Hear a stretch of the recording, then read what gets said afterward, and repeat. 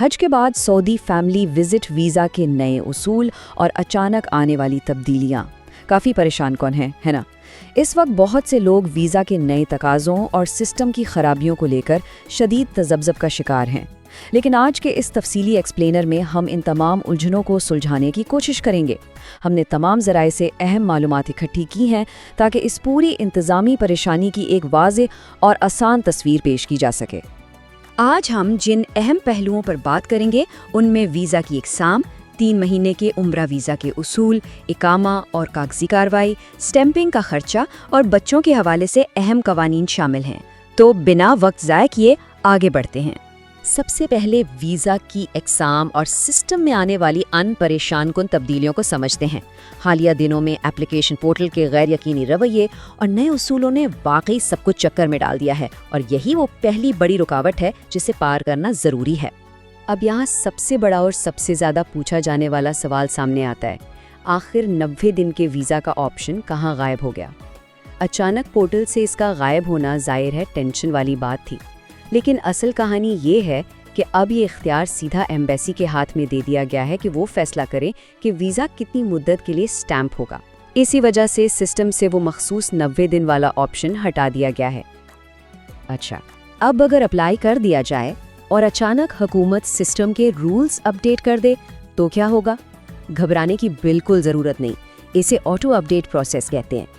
اگر ویزا منظور ہو چکا ہے تو وہ نئے اصولوں کے حساب سے بغیر کسی مسئلے کے خود بخود ایڈجسٹ ہو جاتا ہے۔ بس اپڈیٹ شدہ ویزا کا نیا پرنٹ نکالنا ہوتا ہے، سیدھا اور آسان۔ خیر، ایک حقیقت یہ بھی ہے کہ ملٹیپل انٹری 1 سالہ ویزا کی سہولت فی الحال روک دی گئی ہے۔ ذرائع کے مطابق موجودہ صورتحال میں توقعات یہی ہونی چاہیے کہ فی الحال صرف سنگل انٹری ویزا ہی جاری کیے جا رہے ہیں۔ آگے دیکھی جائے گی جب مستقبل میں کوئی نیا حکومتی اعلان ہوگا۔ اب آتے ہیں اپنے دوسرے حصے کی طرف، 3 مہینے کے عمرہ ویزا کا راستہ۔ یہ متبادل راستہ آج کل بہت سے لوگوں کی توجہ کا مرکز بنا ہوا ہے، اور اس کی وجہ بھی بہت دلچسپ ہے۔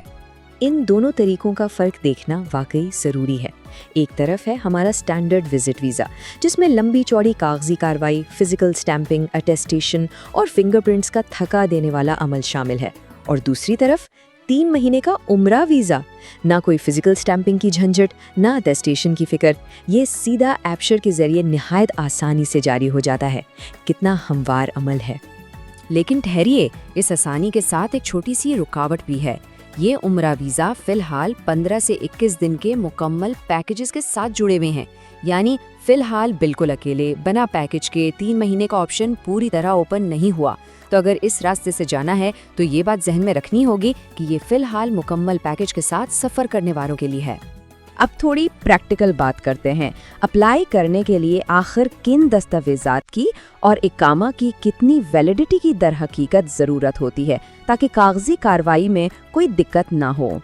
یہ 30 کا ہندسہ یہاں بہت اہم ہے۔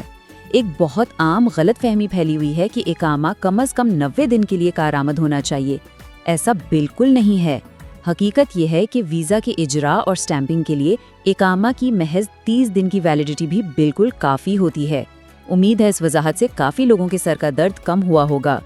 کاغذی کارروائی کے حوالے سے ایک اور زبردست اور راحت بخش خبر یہ ہے کہ پرانی تصدیق شدہ دستاویزات اب بھی پوری طرح قابل قبول ہیں۔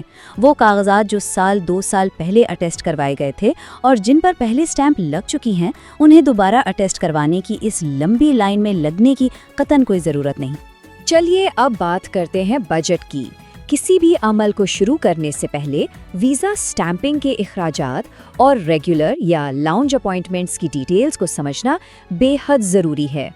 اگر ہم خاندانی اخراجات کا اندازہ لگائیں تو یہ عمر کے حساب سے کافی مختلف ہیں۔ ذرائع کے مطابق بچوں کے لیے سٹیمپنگ کی کاسٹ تقریباً 45,000 روپے تک آتی ہے۔ 25 سے 45 سال کے درمیان والوں کے لیے یہ خرچہ لگ بھگ 55,000 ہے، اور اگر عمر 50 سال سے زیادہ ہے تو یہ لاگت بڑھ کر تقریباً 65,000 تک پہنچ سکتی ہے۔ یعنی عمر کے لحاظ سے فیس میں کتنا نمایاں فرق موجود ہے۔ اور ہاں، اگر ریگولر اپائنٹمنٹ کے طویل انتظار اور لائنوں سے بچنا ہو اور لاؤنج پیکیجز یا واک ان اپائنٹمنٹ کا آپشن چنا جائے تو اس آرام کی قیمت ادا کرنی پڑتی ہے۔ اس اضافی اور فوری سہولت کے لیے ہر پاسپورٹ پر تقریباً 10,000 روپے کا پریمیم خرچہ آتا ہے۔ اب یہ فیصلہ ہر کسی کا اپنا ہوتا ہے کہ وہ کس سہولت کا انتخاب کرے۔ آخر میں بچوں کے حوالے سے ان قوانین پر نظر ڈالتے ہیں جو اکثر والدین کو کنفیوز کر دیتے ہیں، خاص طور پر فنگر پرنٹس اور ویکسین کے حوالے سے۔ تو اس چیز کو ایک چیک لسٹ کی طرح دیکھتے ہیں۔ 6 سال سے کم عمر کے بچوں کے لیے فنگر پرنٹس کی کوئی ضرورت نہیں ہے، ان کو تاشیر آفس لے جانے کی بھی بالکل کوئی پابندی نہیں۔ 5 سال سے کم عمر کے بچوں کے لیے پولیو ویکسین کارڈ اپنے ساتھ رکھنا بہتر ہے تاکہ ضرورت پڑنے پر دکھایا جا سکے۔ اور ایک بہت اہم بات، اب کسی بھی عمر کے لیے کورونا ویکسینیشن کی کوئی شرط باقی نہیں رہی۔ لیکن یہاں ایک بہت ہی سنجیدہ پہلو پر بات کرنا لازمی ہے۔ اگر فیملی وزٹ پر آ کر وقت پر واپس نہیں جاتی اور اوور اسٹے کرتی ہے تو اس کے تمام تر قانونی اور انتظامی نتائج کا مکمل ذمہ دار صرف اور صرف اقامہ ہولڈر ہوتا ہے۔ بالخصوص جب ویزا براہ راست آبشر کے ذریعے نکلوایا گیا ہو تو اسپانسر پر ایک بہت بڑی ذمہ داری عائد ہوتی ہے۔